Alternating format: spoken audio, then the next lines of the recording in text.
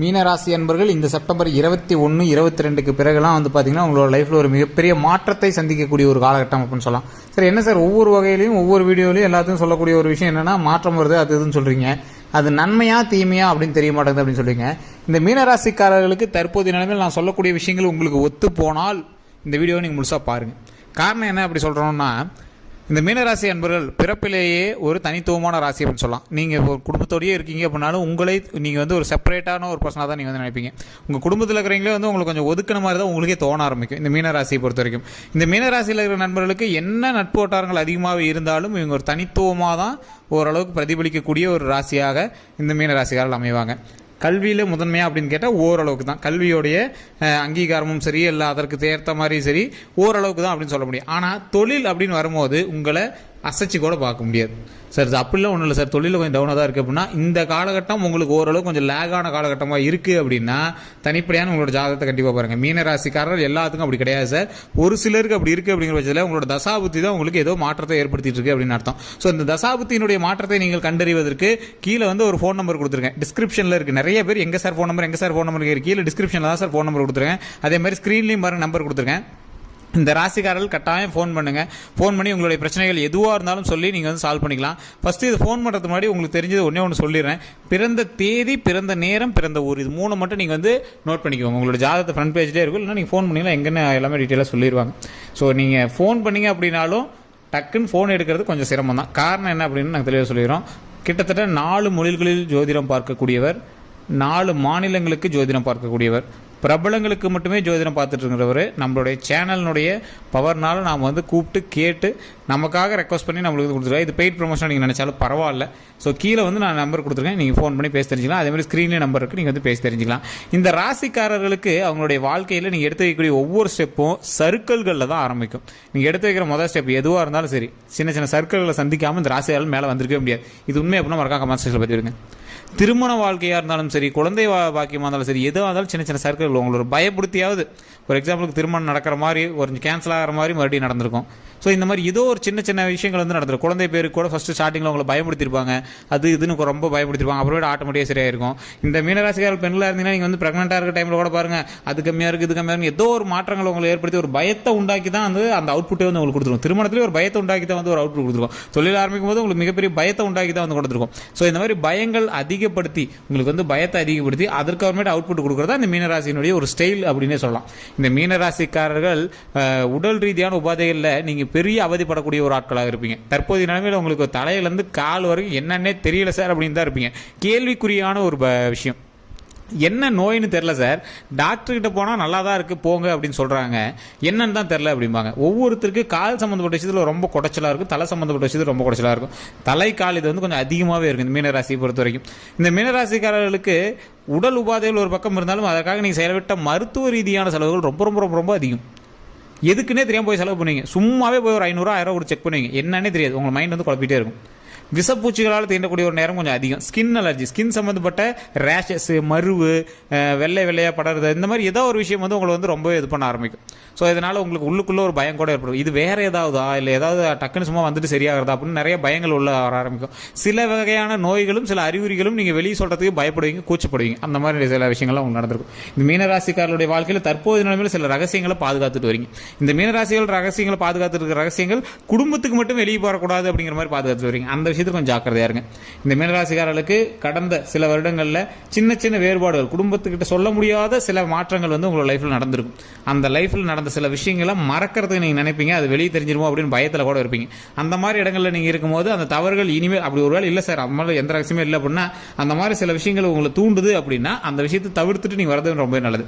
குடும்ப ரீதியான கெட்ட பெயர்கள் உங்களுக்கு உண்டாகிறதுக்கான வாய்ப்புகள் கொஞ்சம் இருக்குது அப்படிங்கிறதுனால தான் இந்த மேட்டர் நான் சொல்கிறோம். அப்படி ஏற்கனவே உங்களுக்கு நடந்துருச்சு அப்படின்னா அதை அப்படியே ஸ்கிப் பண்ணிட்டு அப்படியே அங்கேருந்து அப்படியே வெளியே போயிடுங்க. அப்படி இல்லை அப்படின்னா இனி வரதுக்கான வாய்ப்புகள் இருக்கும் பட்சத்தில் அதை நீங்கள் தவிர்க்கிறது ரொம்பவே நல்லது. உங்கள் ஆசையை தூண்டி அதை உங்களை லாக் பண்ணி உங்களோட பெயரை கெடுக்கிறதுக்கான ஒரு மிகப்பெரிய ஒரு வாய்ப்பு அதன் மூலமாக இருக்குது. அப்படிங்கிறதுனால இந்த மீனராசிக்காரர்கள் பெண்கள் விஷயத்திலும், ஆண்களாக இருந்தால் பெண்கள் விஷயத்திலும், பெண்களாக இருந்தால் ஆண்கள் விஷயத்திலும், திருமணம் ஆனவர்கள் தேவையில்லாத ஒரு ஏதாவது ஒரு ஃபோன் பேசுகிறாங்க, அந்த பேசுகிறாங்க, அந்த பேசுகிறாங்க, எது இருந்தாலும் அதை போய் கட் பண்ணிக்கோங்க.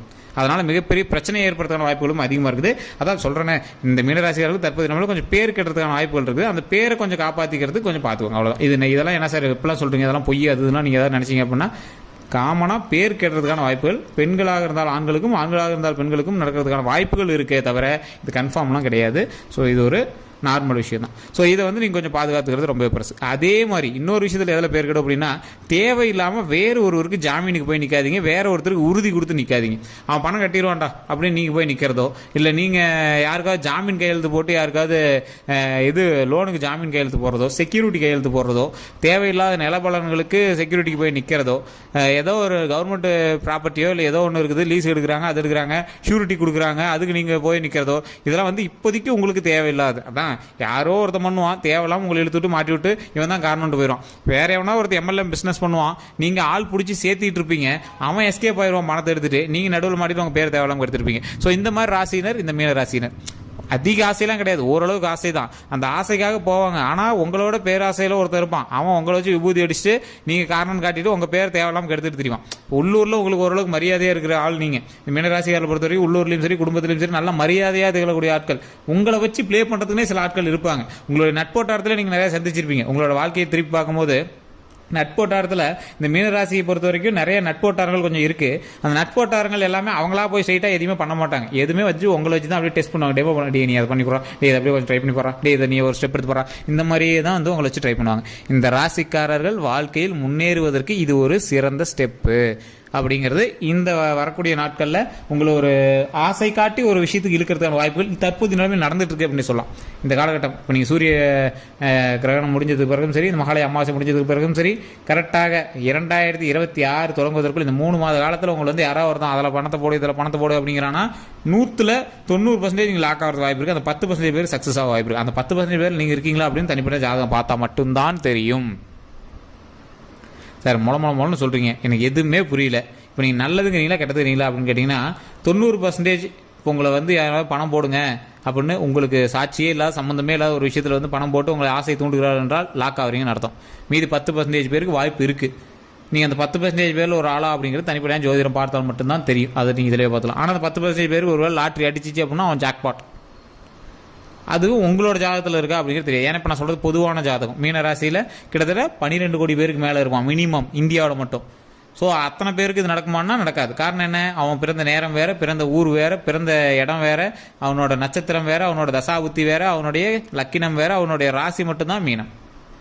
அதே மாதிரி அவன் கூட இருக்கக்கூடிய ராசிகளும் வேறு, அதற்கு தகுந்தாற் போலும் செயல்படும். அவனோட மகன் ராசி வேறு, அவனோட மகள் ராசி வேறு, அவங்களோட அப்பா அம்மா ராசி வேறு, அவன் கூட பிறந்தவங்களோட ராசிகள் வேறு. இந்த மாதிரி நிறைய மாற்றங்கள் இருக்குது. அதனால தான் ஒருத்தருக்கு மட்டும் மீன ராசியில் லாட்ரி அடிக்குது, மற்றவனுக்கு எல்லாம் ஒன்றும் பண்ண முடியல. ஸோ இதுதான் கூட இருக்கிறவங்களுடைய ஜாதகம் சேர்ந்து செயல்படுது. அதான் சேர்வாரோட செயல்றா நல்லது நடக்கும்பாங்க பார்த்தீங்களா, அதுதான் இது. ஸோ யாரோடு நீங்கள் சேர்ந்து செயல்படுகிறீர்களோ அதற்கு தகுந்தாற் போல தான் உங்களுடைய அவுட்புட் வந்து கிடைக்கும்.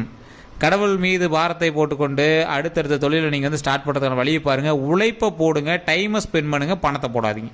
பணத்தை போட்டால் தான் சார் எந்த தொழிலுமே பண்ண முடியும் அப்படின்னா அதீத பணத்தை போட்டு லாக் ஆகாதீங்க.